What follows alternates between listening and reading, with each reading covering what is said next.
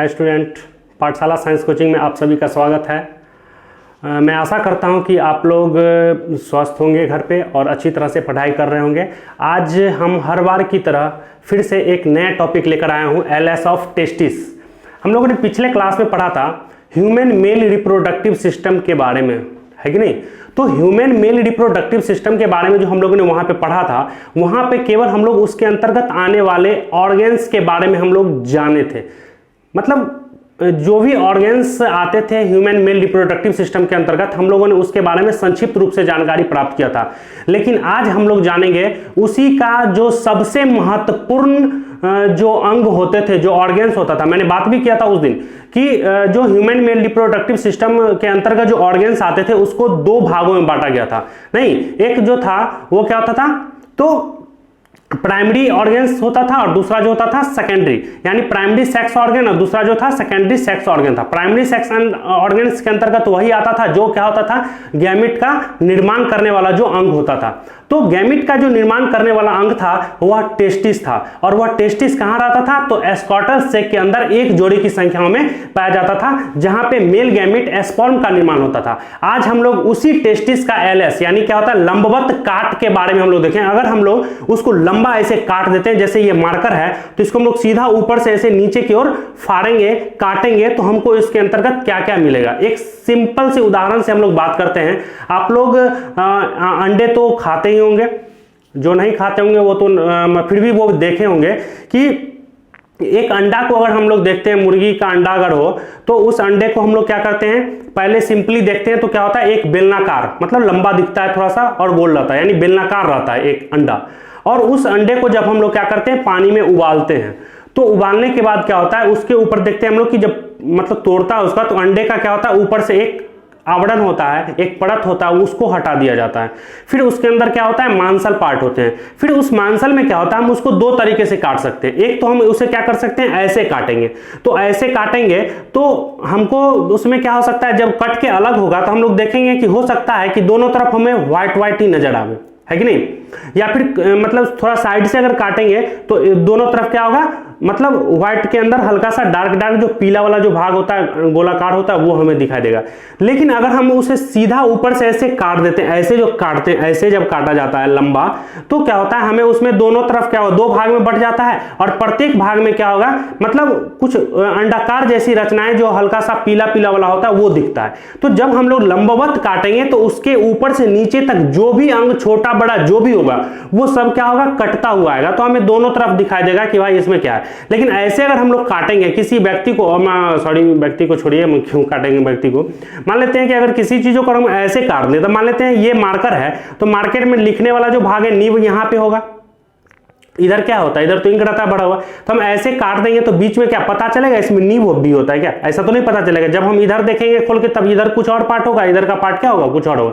तो हम लोग जब लंबवत काटते हैं तो किसी भी चीज की क्या होती है, पूरी तरह से हमें जानकारी प्राप्त होता है, मतलब, और जो कुछ बच जाता है उसको हम लोग क्या होता है, ऐसे क्षैतिज रूप से काट लेते हैं। तो आज हम लोग देख रहे हैं कि मतलब टेस्टिस को अगर हम लोग लंबवत काटे तो लंबवत काटने पर हमें उसके अंतर्गत क्या क्या चीज दिखाई देगा उसके बारे में देखेंगे। तो सबसे पहले जब हम लोग एक टेस्टिस की बात करते हैं, तो टेस्टिस जो होता है, जब हमें देखने को मौका मिलेगा, अगर देखने को मिलता है, तो हम लोग देखेंगे कि टेस्टिस के अंतर्गत मतलब सबसे पहले बाहर से हम लोग देखें तो उसमें क्या होगा, कुछ आवरण होगा। और यह टेस्टिस के अंतर मतलब टेस्टिस में कितने होते हैं, टोटल 3 सतह, मतलब 3 आवरण होते हैं। पहला क्या हो गया, ट्यूनिका वेजाइनालिस। ये ट्यूनिका वेजाइनालिस जो होता है, यह टेस्टिस का सबसे बाहरी आवरण होता है। मैंने यहाँ पे बाहरी और मध्यम, अगर ऐसे आप सोचने के लिए देखें तो यह जो बाहर से हल्का सा डॉट डॉट लाइन अगर हम दिखाएं तो इसको समझ लें आप, यह इसका बाहरी आवरण है, यह बीच वाला हो गया, और अंदर का क्या हो गया, आंतरिक हो गया। यानी इसमें क्या होते हैं, 3 परत होते हैं। तो सबसे बाहरी परत को हम लोग क्या बोलेंगे, ट्यूनिका वेजाइनालिस बोलते हैं, जो पेरिटोनियम नामक जो होता है मेम्ब्रेन यानी झिल्ली से निर्मित होता है। यह क्या होता है, पेरिटोनियम नामक झिल्ली से निर्मित होता है, आप यहां पर देख सकते हैं। दूसरा होता है, दूसरा जो मध्य भाग जो होता है यानी मिडिल में जो होता है, उसको हम लोग बोलते हैं ट्यूनिका एल्ब्यूजिना, है कि नहीं।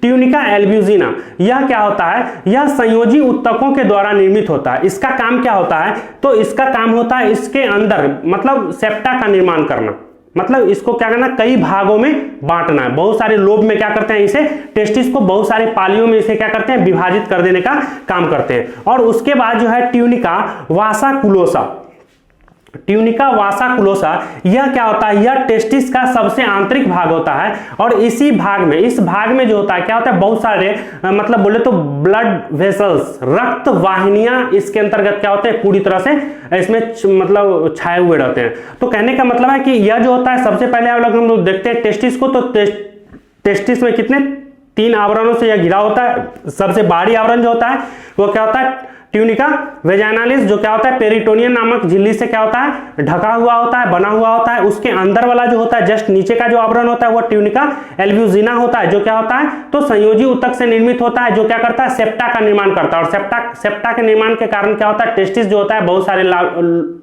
लोब्स में यानी पालियों में क्या होते हैं, विभक्त हो जाते हैं। और तीसरा जो है ट्यूनिका वासाकुलोसा, यह भी क्या होता है, संयोजी ऊतक से ही निर्मित होता है। और इसका काम क्या होता है, इसके अंतर्गत क्या होता है, इसमें बहुत सारे ब्लड वेसल्स यानी रक्त वाहिनियां होते हैं। क्योंकि कोई भी अगर हमारे शरीर के अंतर्गत ऑर्गन्स हैं, तो प्रत्येक ऑर्गन्स को काम करने के लिए क्या होगा, एनर्जी की आवश्यकता पड़ेगी, ऊर्जा की आवश्यकता पड़ेगी। और वह ऊर्जा कैसे, हम लोग मुंह में खाना खाते हैं, पेट में चला जाता है, हाथ में जाता है क्या, तो फिर हाथ काम कैसे करता है, तो हम लोग जो खाना खाते हैं उसका पाचन की क्रिया होता है। और जो एनर्जी जो प्रोड्यूस होता है उससे, वह एनर्जी क्या होता है, ब्लड के माध्यम से हमारे शरीर के सभी अंगों तक पहुंचता है। और वह अंग क्या करता है, उस एनर्जी को लेकर के काम को करता है। तो उसी प्रकार से क्या होता है, यहाँ पर टेस्टिस है, तो टेस्टिस में भी क्या होता है, उसको भी एनर्जी चाहिए ना काम करने के लिए। तो एनर्जी कैसे मिलेगा, तो ब्लड के माध्यम से क्या होता है, इसके पास आता है। तो वो ब्लड वेसल्स होते हैं, सबसे आंतरिक परत में होते हैं। ठीक है, ये हम लोग समझ चुके हैं कि टेस्टिस जो होता है 3 आवरण, तीनों आवरण का हम लोग काम समझ चुके हैं। अब हम लोग देखते हैं इसके अंदर, यानी सबसे अंदर में क्या होता है। तो हमने बात किया लोब्स में, कई लोब्स में बटे हुए होते हैं। तो यहां पर जैसे देख रहे हैं हमने एक ये डार्क लाइन को थोड़ा सा दिखाया है, थोड़ा सा इस डार्क लाइन को से दिखाया है। तो एक मतलब यह 1 पाली, 2 पाली, 3 पाली, 4 पाली, और इधर मैंने एक बनाया 5 पाली का निर्माण हमने यहां पर किया है। तो ऐसा नहीं है कि एक टेस्टिस के अंतर्गत क्या होगा, 5 पाली ही होंगे, उससे क्या होता है, ज्यादा पाली होते हैं। कितने ज्यादा हो सकते हैं, तो इसमें क्या होता है, जो लोब्स की जो संख्या होती है, यानी ये जो लोब्स होते हैं, इस लोब्स को हम लोग क्या बोलते हैं, टेस्टिकुलर लोब्यूल्स के नाम से जानते हैं। क्या बोलते हैं इसको, टेस्टिकुलर, यानी यह जो है, यह जो लोब्स हैं, इसको हम लोग क्या बोलते हैं, टेस्टिकुलर लोब्यूल्स के हम लोग नाम से जानते हैं। जो एक टेस्टिस में इसकी संख्या 250 होगी, कितनी होगी, 250 की संख्या इसमें क्या होता है, यानी हमने यहां पिक्चर में 1 2 3 4 5 6 दिखाया, 6 ही नहीं, कितना होता है इसकी संख्या होता है 250 तक इसमें क्या होगा, संख्याएं होती है। तो ये क्या होता है, अंदर से क्या होता है, बहुत सारे लोब्स में बटे होते हैं। उस लोब्स को हम लोग क्या बोलते हैं, टेस्टिकुलर लोब्यूल्स के नाम से जानते हैं। ठीक है, अब चलते हैं हम लोग इसमें देखते हैं कि इसके अंदर जो मैंने कुछ इस तरह से जो मतलब नलीनुमा संरचना के रूप में बनाया, ये नलीनुमा कुछ संरचनाएं जो बनाया गया है, ये नलीनुमा संरचना क्या होता है, तो यही जो नलीनुमा संरचना है, इसी के अंतर्गत मतलब इसी में किसका निर्माण होता है, मेल गैमेट स्पर्म का निर्माण होता है। तो इस मतलब हम इस पर भी हम लोग चर्चा बाद में करेंगे। ठीक है, जब हम लोग देखेंगे टीएस ऑफ टेस्टिस के बारे में पढ़ेंगे तो वहां पे हम लोग बात करेंगे, यहां पर भी हम थोड़ा बहुत बात कर लेंगे इसमें।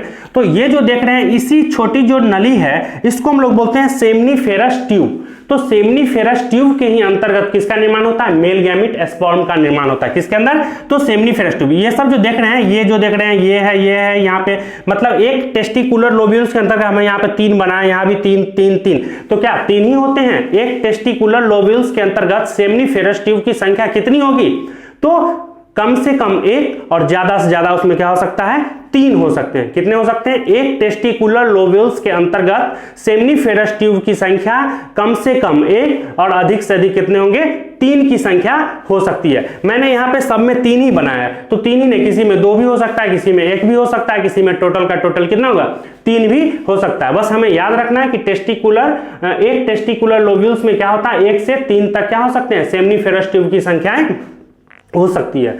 और यह सेमनीफेरस ट्यूब क्या होता है, तो सेमनीफेरस ट्यूब जो होता है एक नलीनुमा संरचना होती है, जिसके अंतर्गत किसका निर्माण होता है, मेल गैमेट स्पर्म का निर्माण होता है। इसमें हम लोग बात करेंगे तो इसका जो आंतरिक परत होता है ना, अगर हम लोग एक सेमनीफेरस ट्यूब की अगर हम लोग बात करते हैं, तो मान लेते हैं यह एक सेमनीफेरस ट्यूब है, ठीक है। यह एक क्या है, सेमनीफेरस ट्यूब है। और इस सेमनीफेरस ट्यूब का जो आंतरिक परत होता है, आंतरिक जो दीवार होता है, यह किससे बना होता है, तो जर्मिनल एपिथेलियम टिश्यू होता है। इसमें क्या होता है, जर्मिनल एपिथेलियम टिश्यू होता है। तो जर्मिनल एपिथेलियम टिश्यू में यहां पर इसके अंदर मतलब अस्तरित रहने का कहने का मतलब क्या है, इससे ढका हुआ होता है अंदर से। और इसमें 2 प्रकार के सेल पाए जाते हैं। कितने प्रकार के सेल पाए जाते हैं, तो इसके अंतर्गत भी 2 प्रकार के सेल पाए जाते हैं, ठीक है। एक होता है एस्पर्मेटोगोनियम सेल, क्या होता है, एक होता है एस्पर्मेटोगोनियम सेल और दूसरा जो होता है सर्टोली सेल होता है, ठीक है। सर्टोली सेल जिसे हम जो सर्टोली सेल क्या करता है, जो एस्पर्मेटोगोनियम जो सेल होंगे, यानी एस्पर्मेटोगोनियम जो एस्पर्म के निर्माण में जो भाग लेने वाला जो सेल होगा, तो एस्पर्मेटोगोनियम सेल क्या करता है, एस्पर्म का निर्माण करता है। यानी वही एस्पर्मेटोगोनियम सेल में जब डिवीजन की क्रिया होती है, यानी मियोसिस डिवीजन होगा नहीं, और सूत्री विभाजन की क्रिया होती है, यहाँ पर दोनों डिवीजन चलेंगे, माइटोसिस मियोसिस दोनों चलते हैं, और लास्ट में जो क्या होता है वहां पे एस्पर्म का निर्माण होगा। तो क्या हो गया, एस्पर्मेटोगोनियम सेल क्या करेगा, एस्पर्म को निर्माण करेगा, और उस एस्पर्म को पोषण प्रदान करने वाला जो सेल होता है उसे हम लोग बोलते हैं, क्या बोलते हैं, सर्टोली सेल। इसके बारे में हम लोग नेक्स्ट टॉपिक में चर्चा खूब अच्छी तरह से करेंगे। उसके बाद देख लें यहां पर जो ये सब जो बीच में जो खाली जगह है, जैसे यहां पे खाली है, यहां पे खाली है, यहां पे खाली है, तो क्या खाली ही रहता होगा, नहीं, खाली नहीं रहता है। ये जो खाली जगह है, इस खाली जगह में एक और सेल पाया जाता है जिसे हम लोग बोलते हैं लाइडिंग सेल बोलते हैं। और इसका काम क्या होता है, इसका काम होता है मेल सेक्स हार्मोन को क्या करना, स्रावित करना, ठीक है। जैसे एंड्रोजन हुआ, टेस्टोस्टेरोन हार्मोन हुआ, यह क्या करता है, मतलब लैंगिक उत्तेजना को उत्पन्न करता है, लैंगिक लक्षणों को उत्पन्न करता है। तभी तो क्या होता है ना कि जब एक बच्चा जो होता है, जब 12, 14, 15, 16 साल का हो जाता है, यानी किशोरावस्था में जब प्रवेश करता है, तो किशोरावस्था में प्रवेश करने का मतलब हुआ कि उसमें क्या होते हैं कि सेक्स ऑर्गन्स जो होते हैं, यानी लैंगिक अंग जो है वो डेवलप करना शुरू कर चुका है, यानी डेवलप होने लगा वहां से। तो जब डेवलप होने लगता है तो सेक्स ऑर्गन काम करने लगे, तो सेक्स यानी टेस्टिस भी विकसित हो रहा है, तो विकसित हो गया मान लेते हैं, तो इसमें क्या होगा, ये क्या करेगा, हार्मोन का स्राव करेगा। कौन सेल करेगा, तो यहां पर जो बीच बीच में देख रहे हैं, यही बीच बीच में क्या रहता है, लाइडिंग सेल जो होते हैं, ये लाइडिंग सेल क्या करते हैं, तो मेल सेक्स हार्मोन का यानी एंड्रोजन और टेस्टोस्टेरोन हार्मोन का क्या करता है, स्राव करता है। तो यही हार्मोन के कारण क्या होता है, बच्चों में द्वितीय लैंगिक लक्षण का उजागर होता है, जिसके कारण देख सकते हैं उसके चेहरे पर पिंपल्स आने लगते हैं।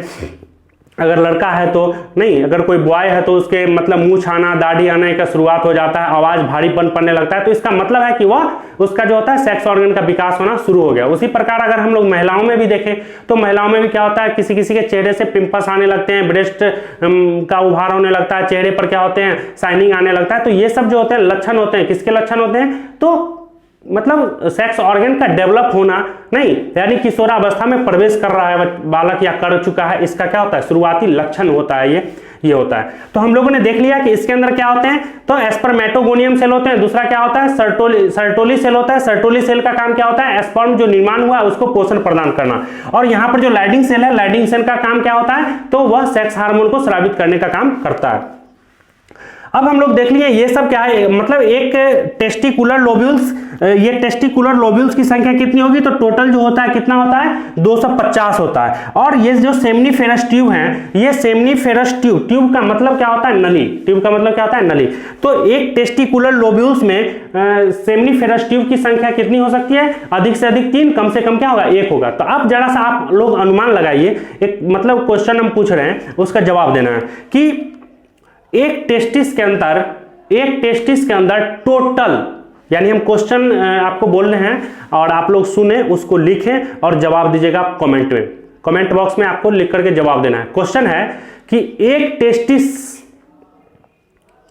टेस्टिस में टोटल सेमनीफेरस ट्यूब की संख्या कितनी होगी। इसका आप लोग फटाक से, अगर आप वीडियो देख रहे हैं तो आप फटाक से इसे क्या करना है, जवाब देना है कमेंट बॉक्स में।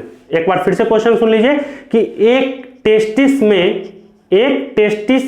में टोटल सेमनीफेरस ट्यूब की संख्या अधिक से अधिक कितनी हो सकती है और कम से कम कितनी हो सकती है। बताना कितना है, अधिक से अधिक टोटल सेमनीफेरस ट्यूब की संख्या कितनी होगी और कम से कम कितनी होगी। अगले वीडियो में हम लोग देखेंगे और जो जो जवाब दिए होंगे मैं उन्हें मतलब उनका नाम लूंगा, ठीक है।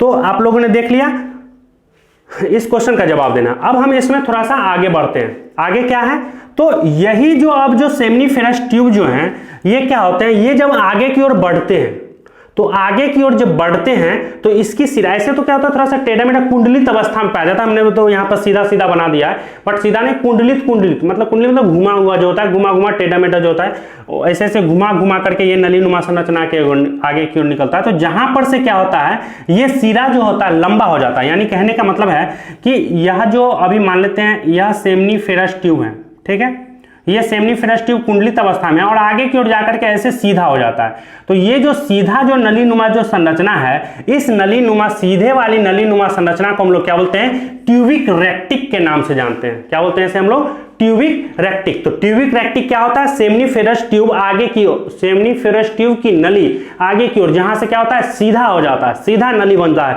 उसे हम लोग क्या बोलते हैं, ट्यूबिक रेक्टिक के नाम से जानते हैं। चलिए ठीक है, अब हम लोग देख रहे हैं ये जो होता है। अब एक बात आप लोग को मैं बताता हूं अपने देहाती भाषा में, ठीक है। अपने लोग के देहात में या फिर शहरों में, देहात में तो नहीं होते हैं, शहर की बात हम करते हैं।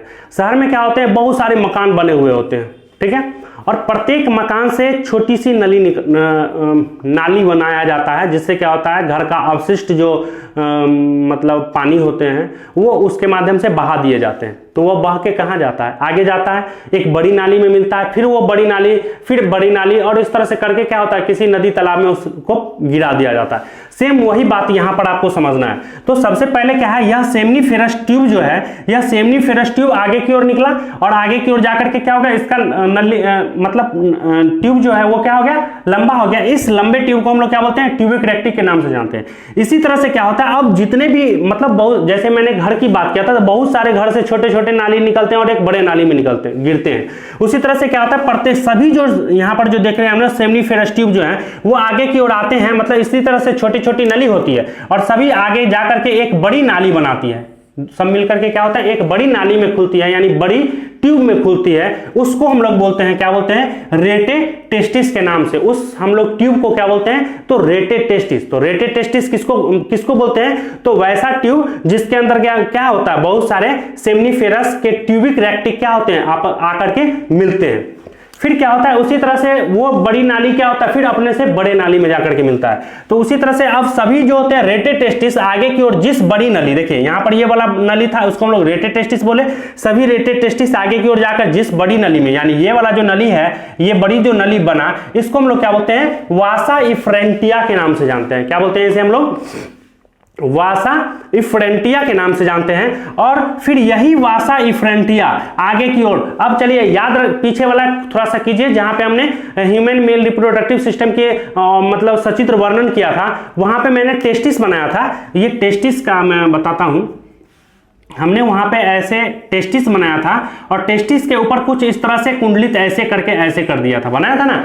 इसको क्या है, आप लोग को अगर याद होगा, नहीं, इसको हम लोग क्या बोलते थे, तो इसे हम लोग बोलते थे इपीडीडाइमिस, नहीं बोले थे, इसका नाम क्या था, इपीडीडाइमिस। तो उसी तरह से यहां से सब क्या होते हैं, वास इफ्रेंटिया जो होते हैं आते हैं और आगे की ओर क्या होता है, मिल जाता है, नहीं, जहां मतलब ऐसे मिलता है कि इसका मतलब ये कहां निकलता होगा, तो ऊपर की ओर कहां पे निकलेगा ये, तो इपीडीडाइमिस में। कहां निकलेगा ये, इपीडीडाइमिस में। फिर यहां से आगे की ओर ये बढ़ता है और बढ़ करके क्या होता है, ये नली फिर से पतली हो जाती है और उसको हम लोग क्या बोलते हैं, वास डिफरेंस के नाम से जानते हैं, यानी शुक्रवाहिनी के नाम से जानते हैं, वाहिका, सॉरी, शुक्रवाहिका, यानी जिस नली के माध्यम से शुक्राणु क्या होता है, आगे की ओर जाता है, उसे हम लोग क्या बोलते हैं, शुक्रवाहिका। तो इसके माध्यम से आगे की ओर कहां चला जाता था, तो आगे की ओर बढ़ते बढ़ते कहां जाता था, तो मूत्र मार्ग से होते हुए क्या होता था, वो बाहर निकलता था। तो यह था टीएस ऑफ टेस्टिस के बारे में। अगर मतलब हमको, मैं आशा करता हूं कि आप लोगों को समझ में आ गया होगा, और नहीं समझ में आया होगा तो आप लोग कमेंट करके बोल सकते हैं। और मैं फिर से बता दूं कि अगर आप लोग को लग रहा हो कि कोई टॉपिक हमें समझ में नहीं आया, मतलब बुक का कोई भी टॉपिक हो, किसी भी चैप्टर का हो, तो आप कमेंट में करके हमें बोल सकते हैं। मैं अगले दिन आपको कोशिश करूंगा कि उस टॉपिक को समझाने का कोशिश करूंगा, ठीक है। और लेकिन आज जो मैंने जो क्वेश्चन दिया है आपको, एक क्वेश्चन मैंने बताया कि एक टेस्टिस के अंतर्गत कितने अधिक से अधिक सेमनीफेरस ट्यूब हो सकते हैं और कम से कम कितने हो सकते हैं, इसका जवाब आप जरूर कमेंट बॉक्स में देंगे। तब तक के लिए इतना ही।